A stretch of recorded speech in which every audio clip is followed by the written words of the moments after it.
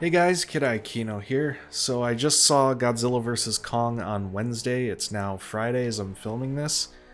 So I've had a little time to let it sit and think about it. I'm probably going to try and get this up by Saturday, but we'll see. This video is basically going to be, I think, my Letterboxd review with maybe a couple other kind of observations thrown in there, so let's go. So Godzilla vs. Kong basically starts with the same opening as Shrek. You got Kong, like, waking up on Skull Island, yawning, stretching, scratching his ass, going about his day, in a little montage to like a licensed pop song. It made me a little nervous seeing it start that way just because of how King of the Monsters undercut all of its kind of serious or tense moments with, unfunny quips. But I think honestly being that upfront about it this time, like, getting it right in the first scene, it kind of helped the rest of it go down a little easier. I think this movie basically does a better job kind of managing its overall tone than King of the Monsters did, at least for like the first 2/3 or so. I had a feeling going into it that it was going to kind of discard the nuclear and environmental commentary that the last couple legendary Godzillas at least attempted, and I was basically right. I think it did it, honestly, probably more than I was expecting, because like I remember a lot of people were speculating that Godzilla's heel turn in this was going to be something kind of along the lines of the situation in Gamera 3, where like his mission to maintain some kind of natural balance takes priority over like human life, and so it kind of puts him at odds with humanity, but it's not even anything that deep. I'm not gonna like get into spoilers here that heavily. If you haven't seen it yet and you still want to go in totally blind, then, there might be a few things given away in here, but I'm not giving away anything big, I don't think. Even the one that we all knew like a year before this movie came out, but kind of agreed not to talk about. I'll continue to honor that here. I don't know. This is a movie that kind of seems to deliberately avoid making a direct, deliberate statement on any kind of political or social or environmental theme whatsoever. I mean, like, there are corporate conspiracies in this that end up playing into the plot in a big way, but it's more just because the guy running the corporation is like a kind of a Scooby-Doo villain or something. Like it's not like a critique of anything. And then the guy uncovering the conspiracies is like this caricature of a wild conspiracy theorist. Like, he's talking about fluoridation, like that joke wasn't already being made like 50 years ago. Like, it's still just that funny. But like, the movie just seems to be avoiding anything that could be mistaken for like a serious statement, because its entire objective, at least in like the finished form that made it to theaters, is just, we got some cool shit to show you, we're going to show it to you, and we're not going to make you think about anything. And like, I'm not an enormous fan of that approach. This movie does kind of feel like it was catering to the people who were just like, yeah, I just want to see the monsters fight each other. I don't care about the human characters. They don't matter. The story doesn't matter. But like, to its credit, it does succeed in the endeavor of just showing you some cool shit. It seems like embarrassingly eager to do that sometimes, but it does succeed. King of the Monsters, I think, was an abrupt escalation of the level of just overt sci-fi shit in this universe, like, just in terms of the tech and like these fantastic Lost World settings. But Godzilla vs. Kong goes fully off the rails with it. It's up to 11. We've got underground Elon Musk tunnels that go between continents. We've got robotics companies that have these neon-lit elevators that go down to these neon-lit labs. And all this is, of course, located in the exclusively neon-lit city of Hong Kong. The big old airplane from King of the Monsters is succeeded here with these little, like, anti-gravity hovercrafts, which, it was alluded to repeatedly in, like, Skull Island and King of the Monsters, but they finally take these things down to the Hollow Earth in this movie. And down there is this very, like, Saturday morning cartoon Jules Verne Lost World with these like Kong-sized buildings and statues and everything. It's kind of crazy the way this franchise started with like a very restrained and realistic, at least in its aesthetic, film that, its battle scenes went out of their way to highlight the sheer scale and the weight of these creatures that are doing battle in a setting that,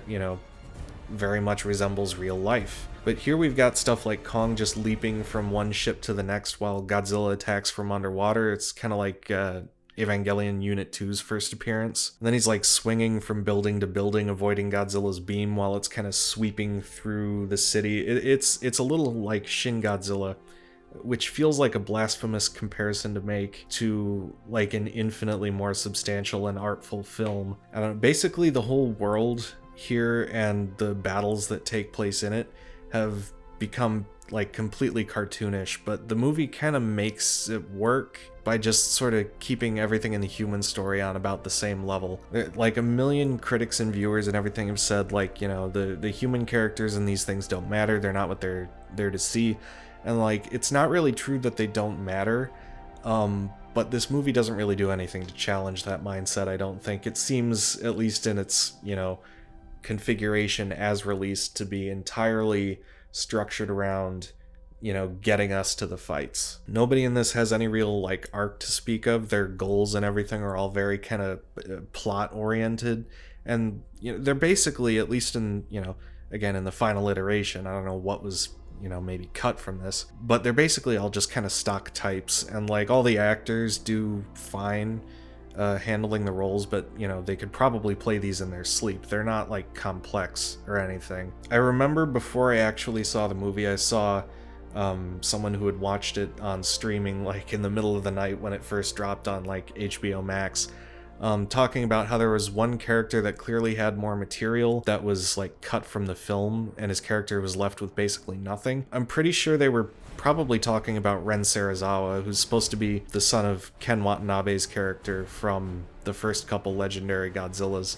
Like, apparently there is supposed to be something to his motivations and why he's doing what he's doing in the movie, but he's left with basically nothing. He's kind of just like window dressing, or like an extra, you know, at least in the final cut, he's just there. But the thing is, when I saw the movie, my instinct wasn't to say that, like, oh yeah, he clearly had more to begin with, because he kind of feels in the final cut just like any other underdeveloped MonsterVerse character, of which there are plenty. I don't know if there was anything more in the script originally for Kyle Chandler, but he's basically you don't get the sense that anything's missing with him.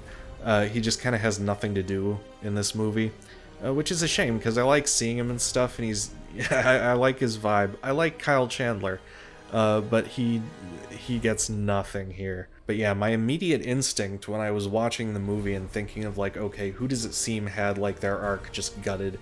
And my instinct was to say Bernie, the conspiracy nut from earlier. Because like in the final cut, he comes across as such a like a jokey character. Like he's always being this kind of goofy, bumbling, paranoid guy. But then he's got this one scene that comes like almost out of nowhere, where it's kind of giving him some pathos and a bit of a backstory. But in the final analysis, it only serves to set up like a plot point at the climax. And that scene is so jarring because it comes in the middle of like a barrage of jokes and everything. It's kind of the reverse of King of the Monsters, honestly, because like in that movie, it was going for some kind of serious commentary and all that, at least attempting it, not doing a very good job. But then, you know, even in those scenes, it would just constantly undercut any kind of poignant moment or any kind of tension with like these shitty jokes. Whereas here, it's just like there's a million jokes being fired off all the time, and then suddenly we get this serious moment with this guy, you know, where it's actually giving him some background and a bit of tragedy and everything.